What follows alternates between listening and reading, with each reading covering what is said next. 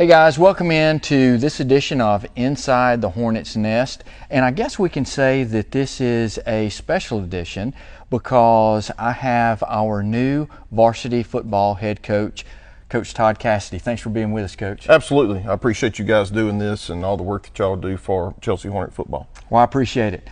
So before we get into the nuts and bolts of everything, tell us a little bit about yourself, your background, and your family, and how you got to Chelsea. Yeah, I've been coaching for 24 years and grew up in Sweetwater, Alabama, down in South Alabama.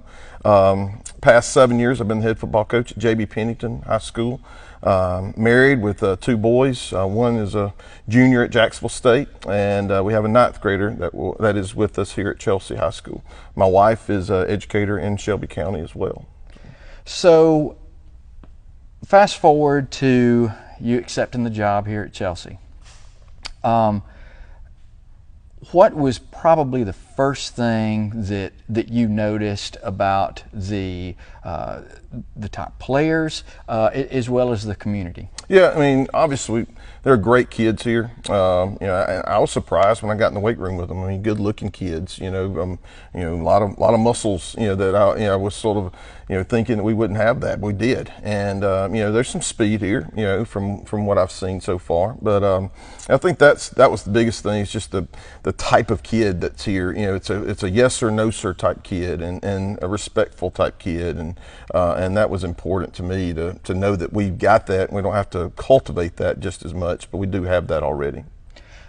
Now, I know you've heard the chatter. My goodness, we can't get away from the chatter of we're 7A now. Right. You had mentioned something in the meeting that we had, the quarterback club meeting, as far as changing the culture. Mm-hmm. Go a little bit into that. Yeah, you can't look at that as a negative. Look at it as a positive. We're going to 7A. Approach that in a way that, let's go meet that challenge instead of humbling ourselves to that challenge. And I think that's the biggest thing. And we've got to sort of change our approach to the way we do things here from a standpoint that we are no longer a 4A, 5A, 6A program like has been in the past. Now we're one of the top 32 schools in the state, and our facilities have got to look that way. Our players have got to look that way. Our community's got to look that way. It's got to be a community that supports this program 100%. And I think that's the biggest thing that we've got to go, and it's not just the players, it's everybody that's involved that's got to change their mentality. No longer do we need to say it in a negative way. Let's say it in a positive way and go meet that challenge. Obviously, the first time that you and I ever met was through the Booster Club, but I can tell already that you're an old school coach. Yeah. Why do you think that's so important as far as changing a culture of a team? Yeah, I mean, I don't know about labels of old school, new school. I try to be a player's coach, if you want to put a label on it, a little bit, and but you got to have discipline. I think that's the number one thing you got to establish in a program whenever you take over a program is what is that level of discipline, and what can kids push towards and what can they not, and I think that I want to have a good time with the kids. We want to have a relationship with those kids, and you can't build that by making kids feel like they're afraid of you or have that fear factor, like we used to have with when I was in high school. Coach Atkins, who was in the first Hall of Fame class here, I was afraid to even talk to him. He had that God figure to him, and I don't want to have that. I want to be very sociable with our kids and be approachable by our kids to talk about whatever they need to talk to. A lot of these kids need a father figure in their life, so I want to be that type of guy, and that type of coach for these guys. We've got a lot of things in the works that's changing with Chelsea. One thing in particular you had mentioned as far as the facilities go, we're getting ready to rip up the old field, put down a new field.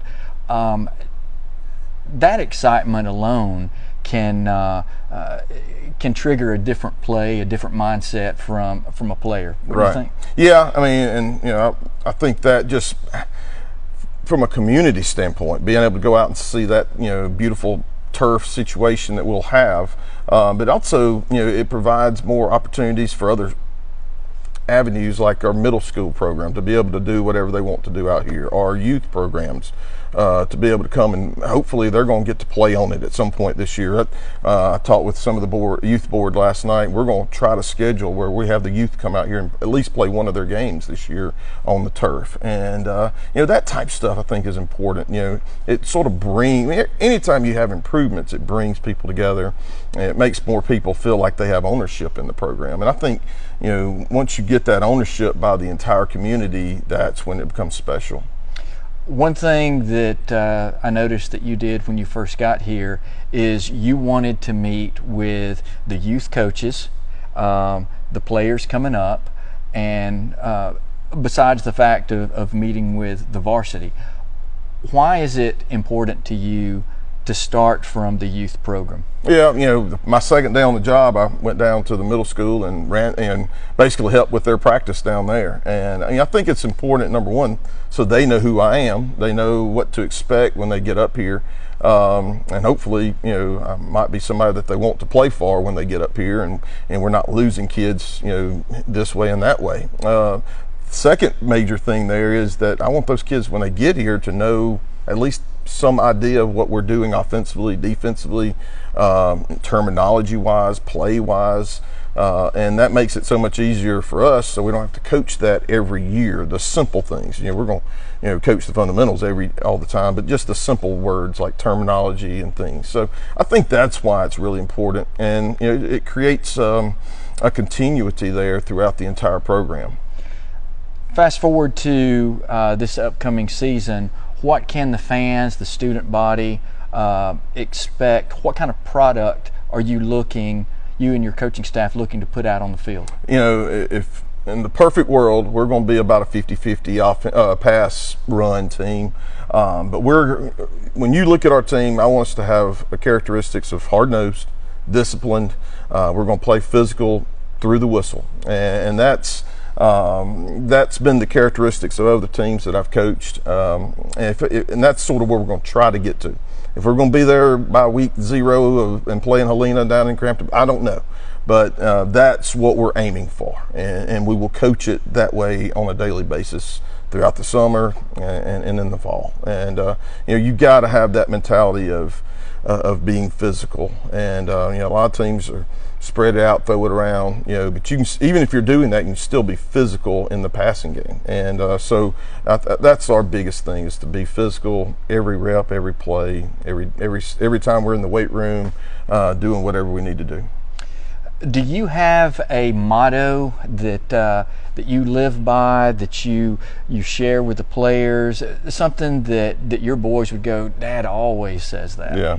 I don't know that I have something that, you know, that way. You know, we sort of have a creed within our program that we're going to build, you know, kids of high character, young men of high character, that we want them to be morally strong, mentally strong, and physically strong. And if we can get that out of them, I think we'll be okay. I'm sure my kids have heard that a lot. Just being high character, and that way you don't have to worry about kids doing right or wrong. You don't have to worry about kids doing things in the classroom that are not right, or in the, you know, on the weekends out in, you know, in Chelsea doing bad things. You know, I want kids that are high character, that know how to do the right thing in life, and hopefully that's something that, you know, they see out of me a little bit, and try to help cultivate that some.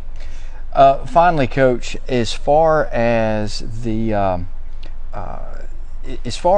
what you would see, if you could look into the future and you could see this program in Chelsea in 5 years, how would you envision that? You know, I would like to see, you know, 125 players throughout our program from 9 through 12, a team that people want to come play for instead of maybe leaving for. And I think, you know, sort of the words that I used when I got the job was Destination Chelsea. This town has the possibilities of being one of the best towns in the state of Alabama, and not just the town wise, but also from a school standpoint, from a football, baseball, basketball, softball, soccer, track, wrestling, standpoint, swimming. I think all of our sports here could be top notch, and we just got to make it that way. Our community's got to help us out, and they are. We're about to redo our locker room. We're going to redo the hallway coming out of the locker room to the field. And hopefully in a couple of years we want to flip the bleachers to where the home side's on the other side. We got 2 press boxes, and have a locker room situation out there underneath the bleachers, that type stuff. Make this a gym, make this one of the places where people say, I want to go play there, and that's what I see it as, and I think that excitement, I hope, can sort of trickle over and maybe can cause some other people to feel the same way. As a new coach, what would be your message, or do you have a message to the community? Be supportive. Be supportive. Be helpful. If things don't go perfect, let's don't be negatives. Find the negatives in it. Let's find positives. We know this is not going to be a perfect, easy season, but I want our kids to try to go put a good product on the field, no matter who we're playing, no matter what we're doing, and let's find the positives in that. Build on that, and keep encouraging our kids. I think that's the biggest thing is if they hear negative talk in the community, we got to play so-and-so this week, that's not a good way of approaching. Say, hey, we're getting to play so-and-so this week. And so I think that's the biggest thing I need from the community is to let's eliminate that negative stance on things and bring a positive attitude.